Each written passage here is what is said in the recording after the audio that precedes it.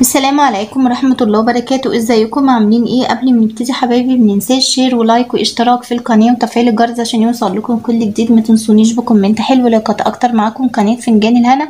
يلا بينا نشوف فنجانك هيقول ايه يا برج الحمل. بس قبل ما نبتدي حبايبي يا ريت نصفي النية وندي لنفسنا طاقة ايجابية ونسمي بسم الله ونصلي على النبي. اللهم صل وسلم وبارك على سيدنا محمد.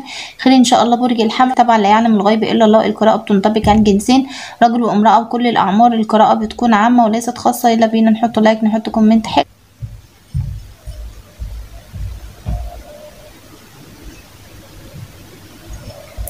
برج الحمل شايفة ان هنا في نفور اذا كان منك او من شخص ليك، ولكن النفور ده مش موافق عليه. يعني لو انت اللي عندك النفور من شخص انت مش موافق بكده، مش عايز ده، او لو البعض منكم شخص هو اللي عنده نفور من ناحيته ليك انت برضو مش عايز ده، الحالتين مش عايزة.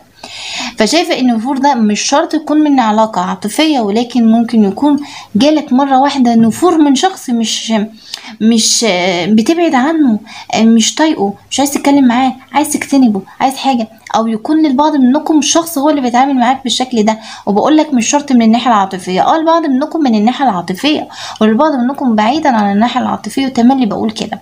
طيب انت مش عايز بقى النفور دوت.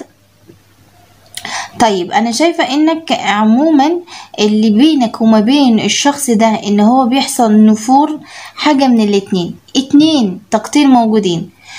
وللبعض منكم هو حسد. هتقولي هو الحسد بيعمل نفور؟ ممكن شخصين يكونوا متعلقين ببعض وبيحبوا بعض، حسد مش سحر، بس حسد تتحسدوا يكون في نفور، في مشاكل، في ابتعاد، في حاجة كده. فشايفة ان البعض منكم بنسبة كبيرة حسد، بنسبة قليلة صح، عشان نكونوا متفقين مع بعض.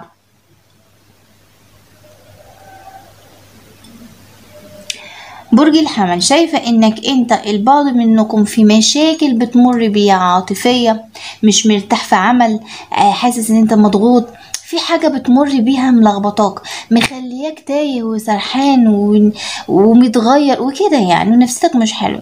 الحاجة دي خلتك انك انت لو مش بتصلي فصليت، لو مش بتقرأ قرآن فقريت، لو انت مش بتحصن فبتتحصن، لو انت ما بتعملش كده روتين من في البيت كده بنشغل قرآن وملح ومش بقيت بتعمل.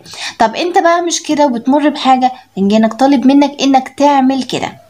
لو مش مقرب ربنا قرب صلي. يعني هي الصلاة دي صلة بينك وما بين ربنا، يعني هو دي يعني اضعف الايمان، يعني ما فيش حاجة تانية. يعني انت هتعمل ايه؟ يعني مش بقولك بقى يعني لازم تكون بتصلي، فان بعض منكم لو انت مش بتصلي فلا، يعني انت هتكون حاجات عقبات كتير قوي في حياتك، وما تقولش هي ليه عندي، ما انت ما فيش صله بينك وما بين ربنا. يعني هي دي الصله اللي بينك وما بين ربنا، ان انت لما بتدعي بيتقبلها. طب ما فيش الصلاه ده هيسمعك ازاي؟ فاهمين؟ فشايفه انك انت لو كده لا تكون بالشكل، يعني تقرب.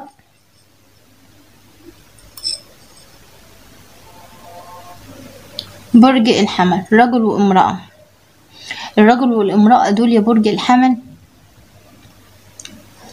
يعني ده تاخدهم ده تاخدهم فيه. يعني عند البعض منكم الشخصين دول ظلمة بمعنى ظلمة. الشخصين دول رجل وامرأة. طيب لبعض منكم الرجل والامرأة دول كبار في العمر، يعني ممكن يكونوا مثلا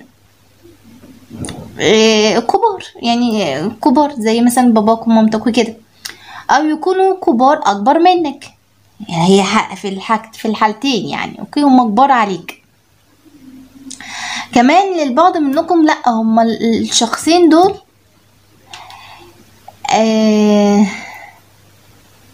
في شخصين تاني برضو رجل وامرأة للبعض منكم بس بقلة قليلة، كانوا وحشين معاك بيتمنوا لك الشر، ولكن انت عرفت تبعدهم عنك فترة. ولكن في حد قريب منك هو هو ما قربهمش منك، بس انت رافض تماما انك تقربهم. الشخصين الرجل والامرأة دول غير الرجل والامرأة اللي بقولك اللي هم الكبار دول، لا، الرجل والامرأة تانيين دول كانوا قبل دول كانوا تعبينك برضو، كانوا مثلا يكونوا في توقيع، مكايد، بيتمنوا لك بأذى. منهم امرأة، يعني الرجل ده معاه امرأة كانت بتكون مثلا بتعمل أسحار ليك أو للشريك فكده. لكن الفترة دي ان للبعض منكم، بس دول انت عرفت تبعدهم عنك، بس هما مش بعيد يعني انت عرفت تبعدهم عنك انك انت قطعت تجمعك معاهم، بس هما مش بعيد.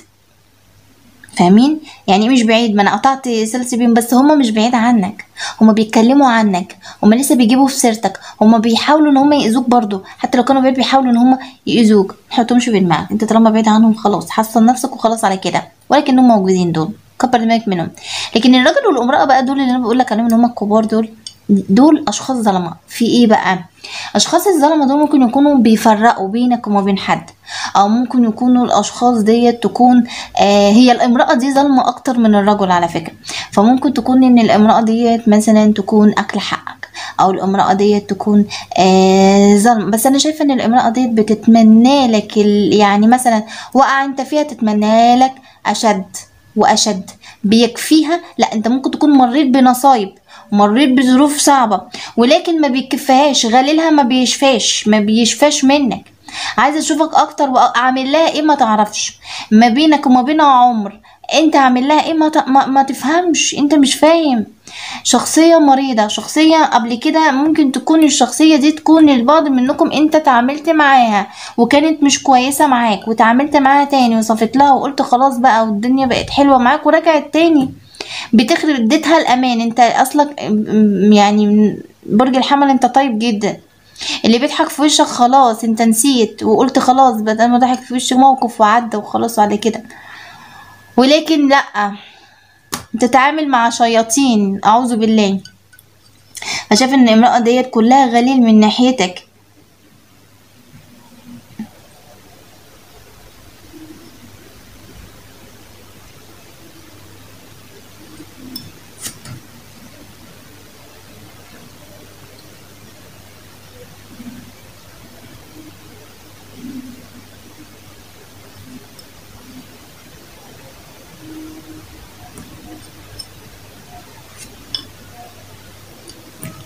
طيب برج الحمل شايفة انك انت هنا بعضكم في هنا خريطة ونظام انت ماشي عليها لسداد ديون، او يكون لتجميع اموال، او تكون ماشي بخريطة ونظام في حياتك العاطفية، في حياتك العملية، انك توصل لهدف، توصل لحاجة، او تكون محتاج انك انت تكون حياتك في خريطة وتكون في نظام عشان توصل لاهدافك عشان تنجح. ما تبقاش كده ايه في يعني ملخبطة ليك يا برج الحمل، ما تكونش كده ملخبط، لا، عايزة نظام، حياتك عايزة نظام لو انت مش ماشيها بنظام الفترة ديت. طب تعالى كده نشوف فنجانك ان شاء الله خير. اللي محطش لايك بليز بعد اذنكم دوس لايك يا برج الحمل. برج الحمل في حاجة انت معتبرها بلاء، يعني مش معتبر في حاجة كده مهمة بالنسبة لك، ممكن تكون حياتك مهمة بس شايفة انك انت حاسس ان حياتك دي بلاء انت فيها، يعني من شخص، من اشخاص، من ظروف انت فيها،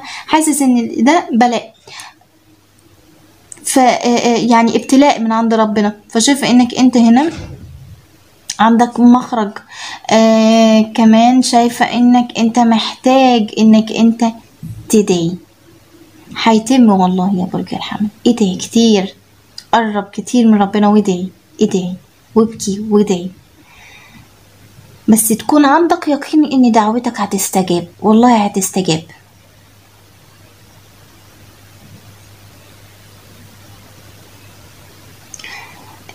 برج الحمل شايفة اني في حاجة اتنفذت او هتتنفذ، هتكون ايجابية ليك، هتكمل، هتتنفذ وهتكمل، بالرغم انك انت كان ممكن كان فيها عنف وانت مش قابله، كان فيها حاجة ولكن شايفة ان هي هتكمل، يعني ما تقلقش خالص.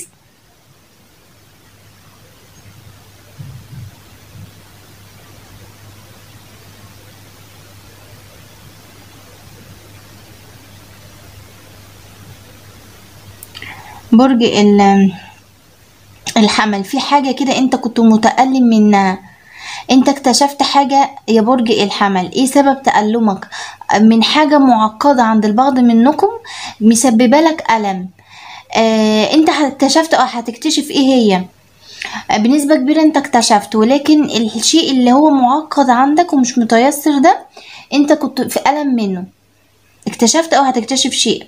ايه هو السبب التعقد ده؟ ممكن يكون مثلا للبعض تأخر في الزواج، تأخر يعني في الإنجاب، في حاجة تأخر مثلا من ناحية العمل عندك في حاجة. ففي حاجة كده كانت معقدة عند البعض منكم، ولكن انت هتعرف ايه هي السبب او عرفت وخلاص.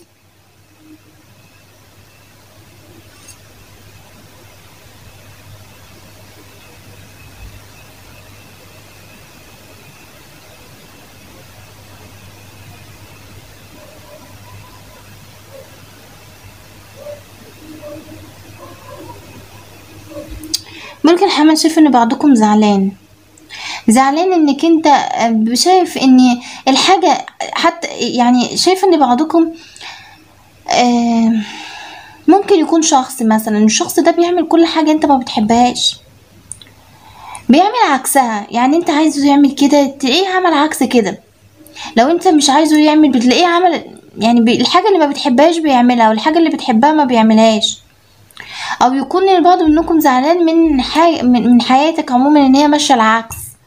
لا اذا كان شخص او عموما حياتك عموما، بعض منكم هيقولي والله الاتنين، اذا كان شخص او اذا كان حياتي عموما ماشيه بالعكس، اللي انا عايزاه ما بيتنفس. ما تيأسي من رحمه ربنا يا برج الحمل. عايزاك الفتره دي تقرب من ربنا، وتاني مره هقولها لك و10 مره هقولها لك النهارده. فنجانك طالب منك ده، لاني شايفه ان البعض منكم جاتلك زي حاله يأس، اني انا اللي انا عايزاه ما بيحصلش، بيحصل عكسه.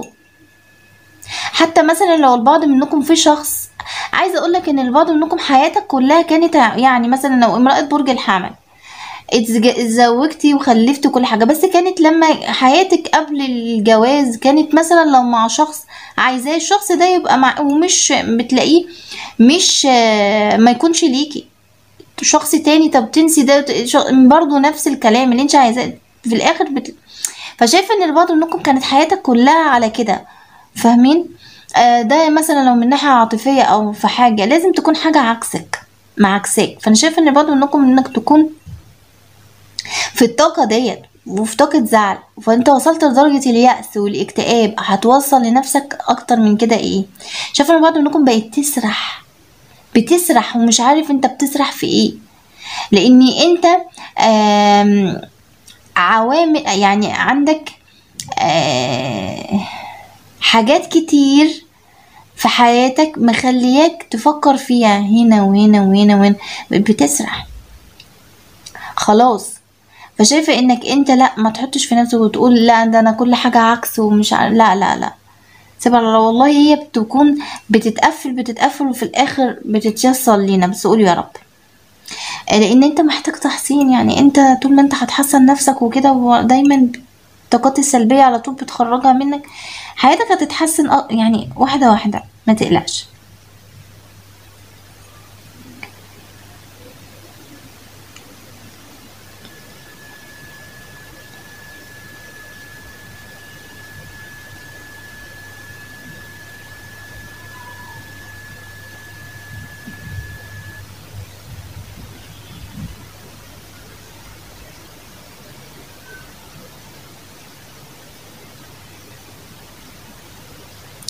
عندك خوف من خداع، من خيانة، من خداع في عمل، خداع في صداقة، خداع من ناحية حبيب، من ناحية شريك، من ناحية شراكة في عمل، من ناحية عندك خوف من خداع، من خيانة، من حاجة زي كده. عندك خوف قليلة او مش بنسبة كبيرة منكم، بس ما تخافش.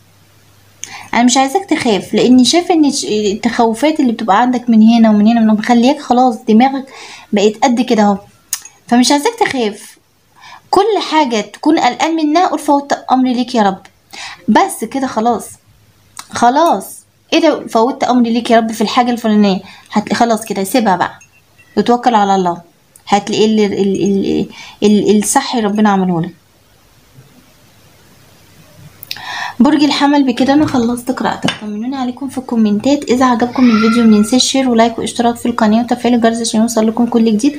وبالنهايه انا بشكركم وبتمنى لكم الخير والسعاده والتوفيق في حياتكم. انتظروني في قراءات فنجان جديده. بحبكم في الله، بحبكم جدا جدا. باي باي.